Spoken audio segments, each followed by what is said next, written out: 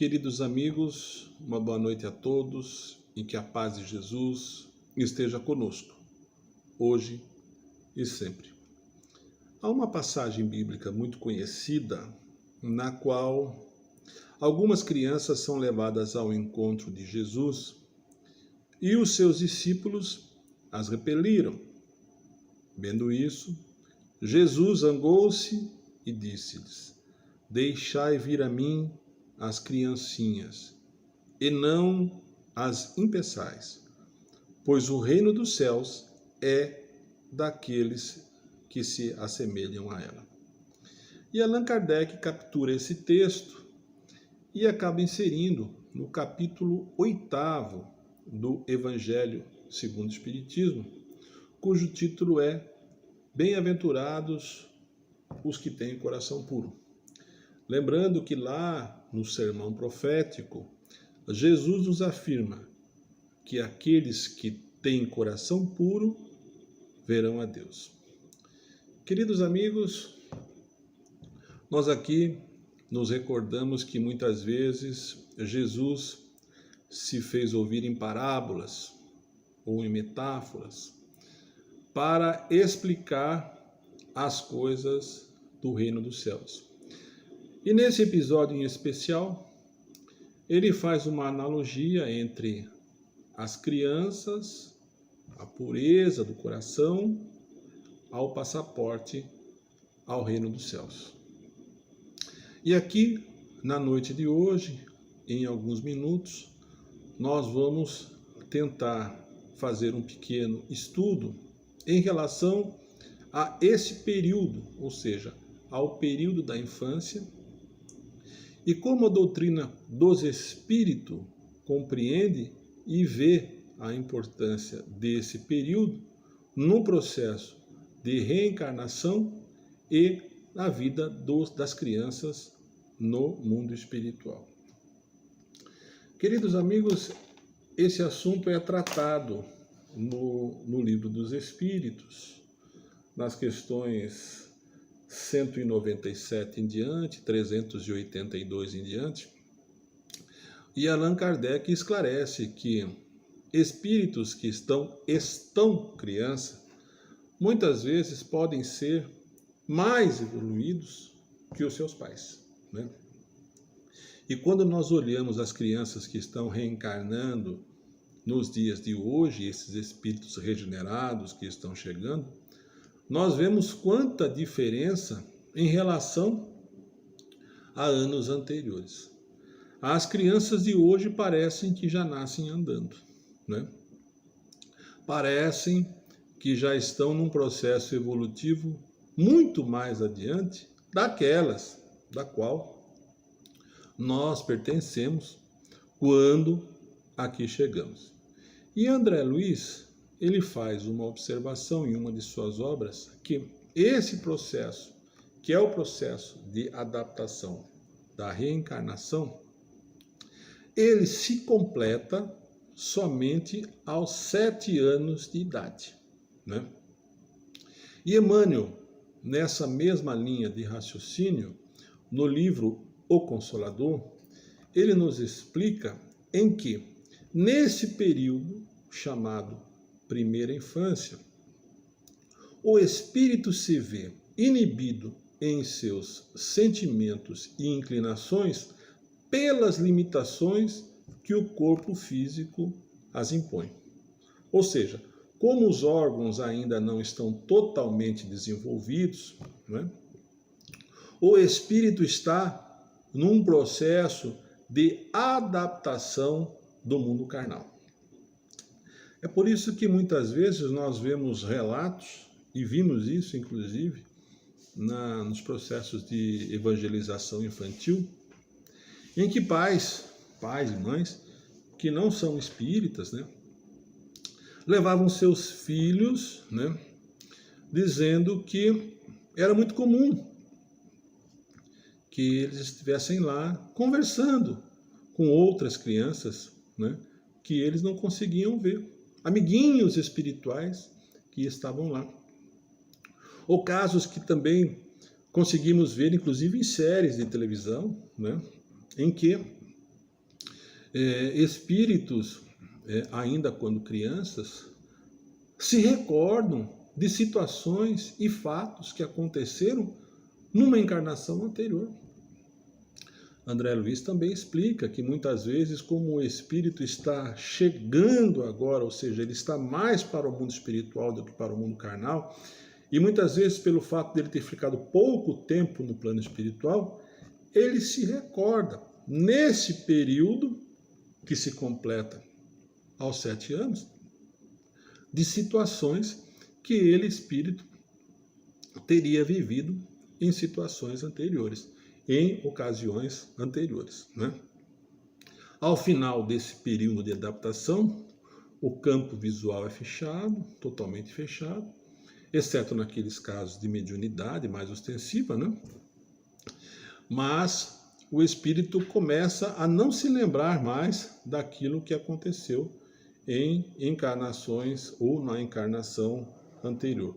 Ou seja, esse é um período de adaptação do espírito no mundo carnal. E é nesse período, meus amigos, em que o espírito, pelas suas limitações em relação aos seus instintos e sentimentos, ele está ainda afeito a receber informações que lhe ajudem no processo de evolução. Daí a importância da atuação dos pais e dos familiares, né? Porque a educação se dá no lar, o aprendizado na escola, mas a educação no lar, né? É nesse período, portanto, em que o espírito ainda está apto a receber informações que o ajudem, né, à modificação dos seus instintos, né? A partir dos 7 anos de idade, onde o campo visual já está totalmente fechado, onde ele já está num processo em que ele já está readquirindo os seus instintos e sentimentos, né, é muito mais difícil de exercer alguma interferência nesse processo de educação. Lembrando que ninguém muda ninguém, né?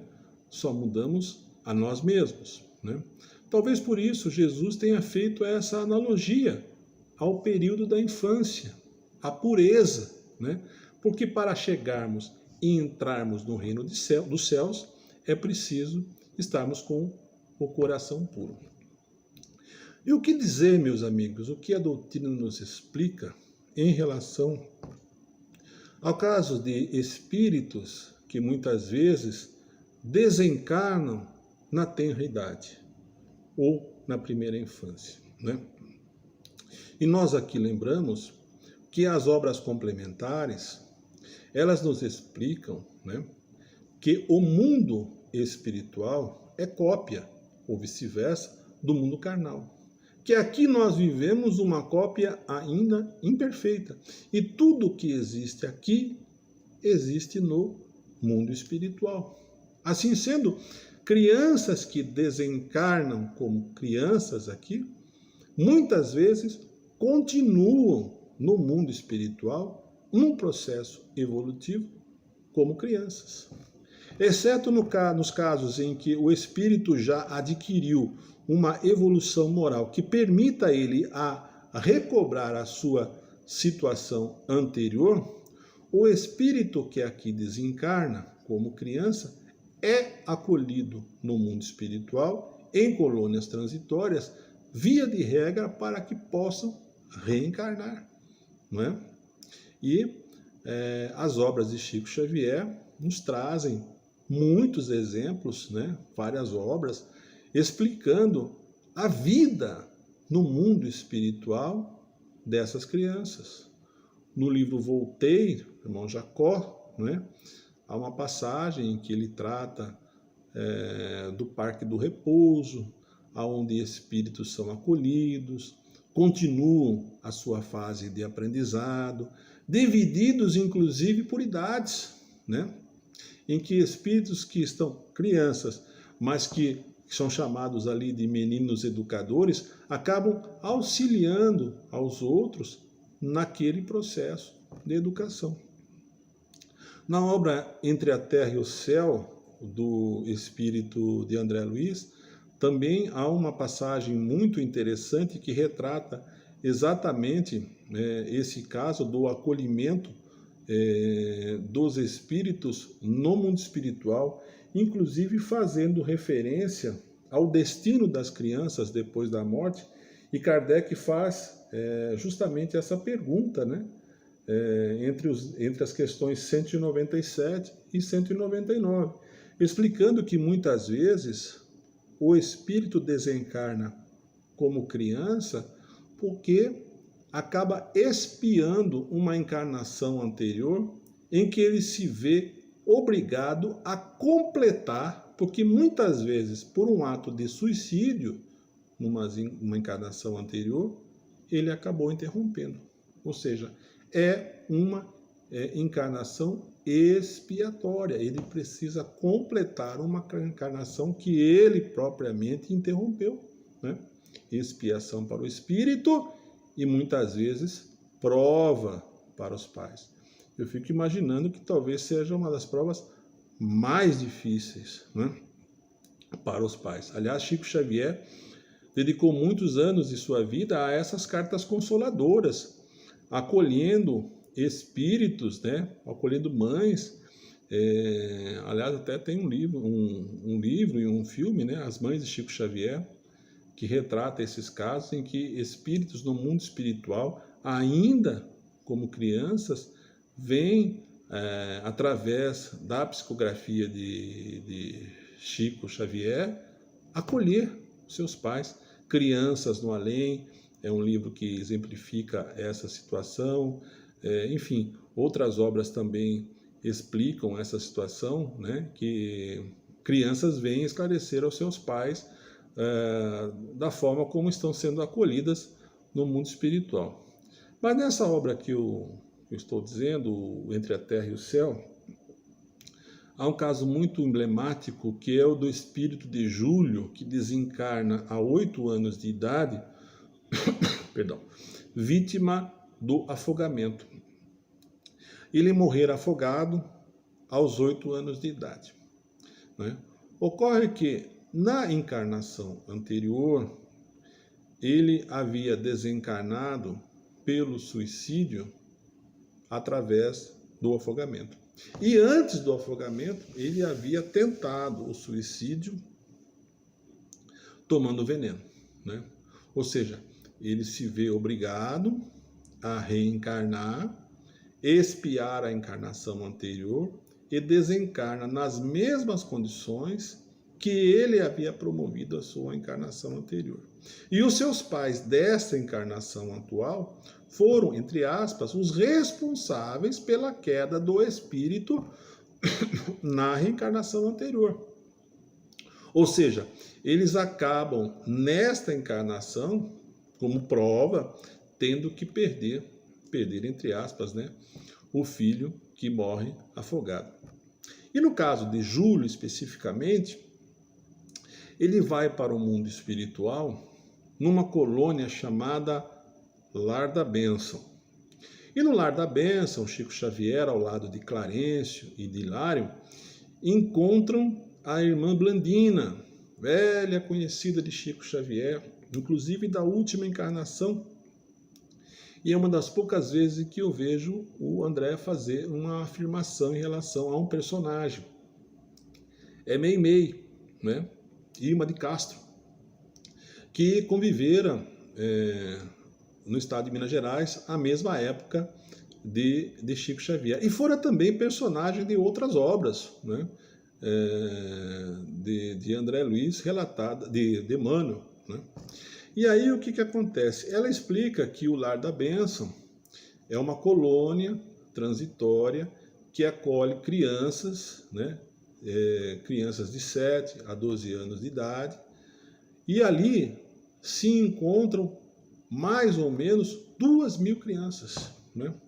Mas quando eles chegam lá, eles não encontram o Júlio, né?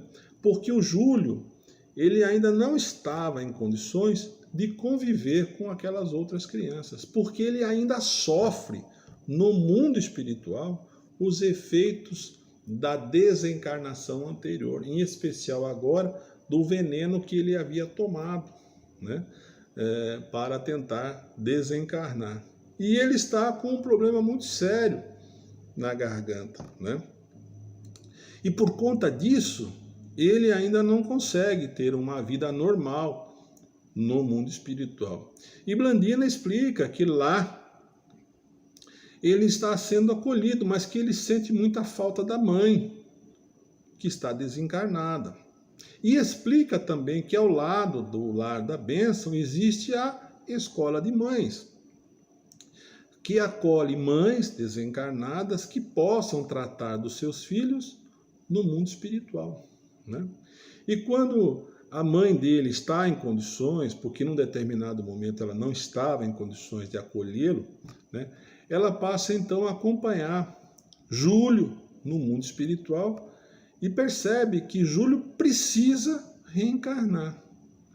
E Clarencio, o nosso instrutor, ele explica que todo débito contraído na carne deve ser expiado na carne. Ou seja, para aquele processo de reparação, ele devia novamente desencarnar, ou novamente encarnar.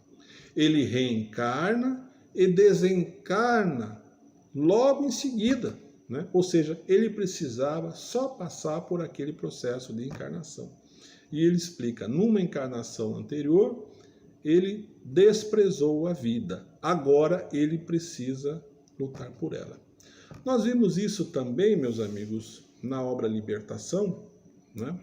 Em que muitos espíritos que estão no plano espiritual acabam perdendo o seu corpo perispírito, né? Seu corpo perispiritual, e são obrigados a reencarnar simplesmente para a recomposição do perispírito, né? E é por isso, explica André Luiz, que nascem e morrem. Ou seja, crianças que eventualmente nascem e que logo em seguida acabam desencarnando. Diante disso, meus amigos, nós podemos compreender nos ensinamentos espíritas que tudo tem uma consequência, né? Talvez a doutrina dos espíritos seja aquela que mais nos esclareça em relação a essas situações. Outras religiões, e nós respeitamos todas, né, compreendem que um espírito que muitas vezes não praticou nem o bem nem o mal, se encontravam lá numa região, um limbo, né, ou que eles não fazem nem o bem nem o mal e não podem ser julgados pelas suas atitudes, né, mas que a misericórdia de Deus acaba os amparando.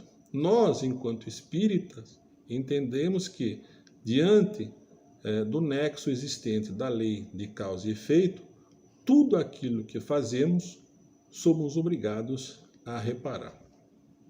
E a doutrina espírita, ela é muito vasta, a obra é muito extensa, né, em relação a esses ensinamentos. O fato é que, diante disso, nós podemos compreender que essa fase, denominada infância, tanto no mundo carnal quanto no mundo espiritual, é muito importante para a evolução e a transição do espírito.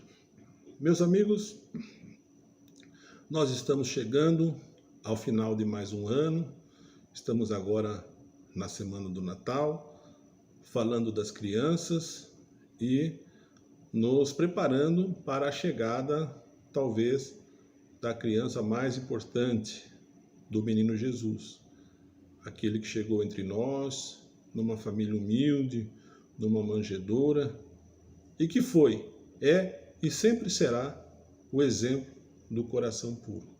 Que nós possamos, diante desses ensinamentos, mirarmos em Jesus, mirarmos no seu coração puro, nos seus ensinamentos, e que ele seja, para todos nós, nesse Natal, nesse final de ano, a grande luz, uma grande abertura para os nossos ensinamentos, para a nossa vida como um todo.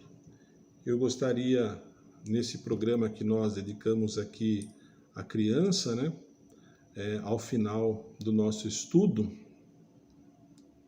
ler aqui a oração da criança, que foi psicografada pela nossa companheira Maria Aparecida de Oliveira, companheira do nosso grupo de estudo, que a recebeu no dia 15 de abril do ano de 2000. Obrigado, Dona Maria, por ter me mandado a oração da criança que eu queria agora relatar para encerrar a nossa conversa de hoje.